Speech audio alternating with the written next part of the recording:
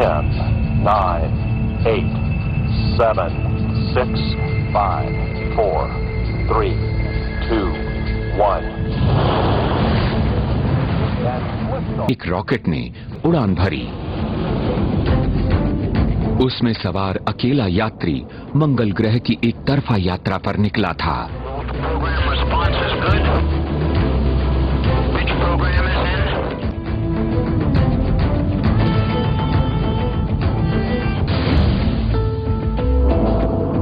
ये खोजी इंसान नहीं हैं, ये रोबोट्स हैं, जिन्हें अंतरिक्ष की गहराइयों में जाकर वो काम करना है जो इंसानों के बस से बाहर है। हालांकि इनके निर्माताओं के लिए ये रोबोट से कहीं बढ़कर हैं।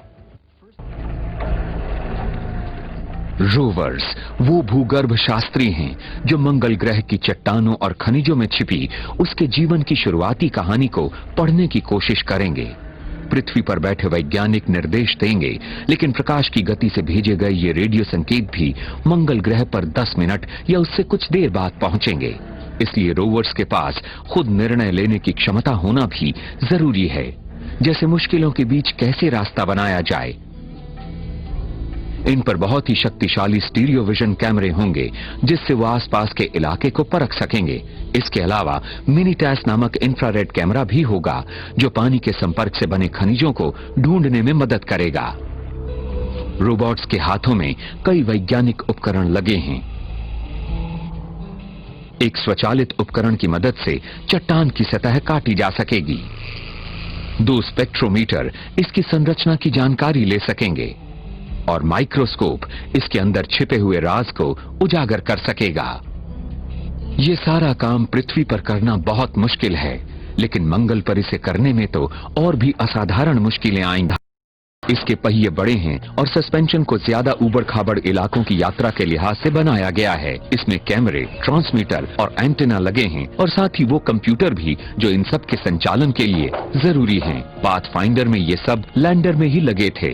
इसके अलावा वैज्ञानिक उपकरण और रोबोटिक आर्म भी होने के कारण इसके संचालन के लिए ज्यादा शक्ति की जरूरत है, यानी ज्यादा इलेक्ट्रॉनिक उपकरण, और रात में उपकरणों को गर्म रखने के लिए हीटर भी लगा है। समझ लीजिए कि ये कच्चे रास्ते में पृथ्वी से दूर चलने वाली सर्वोत्तम वैज्ञानिक प्रयोगशाला है। इंजीनियर्स सॉफ्टवेयर पर काम कर रहे हैं और रोवर्स की मंगल की यात्रा शुरू करने के बाद भी ट्रांसमीटर पर अपने कंप्यूटर प्रोग्राम में फेरबदल कर सकते हैं।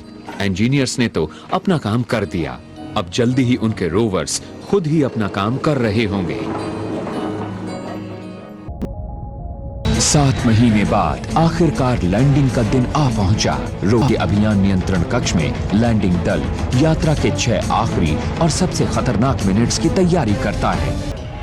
8:14 पर दल को बहुत कमजोर संकेत मिलते हैं कि लैंडिंग कैप्सूल क्रूज स्टेज से अलग हो गया है।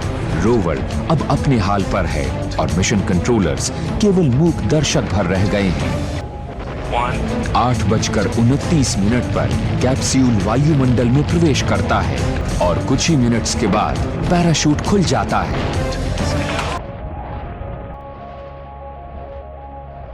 लैंडर उससे अलग हो जाता है, रॉकेट चालू हो जाते हैं।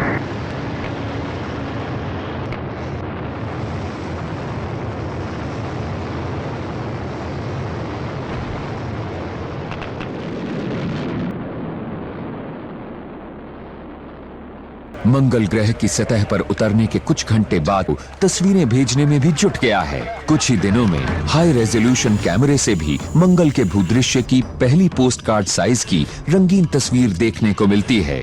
अन्वेषण के एक नए युग की शुरुआत हो चुकी है। मंगल ग्रह पर आपका स्वागत है।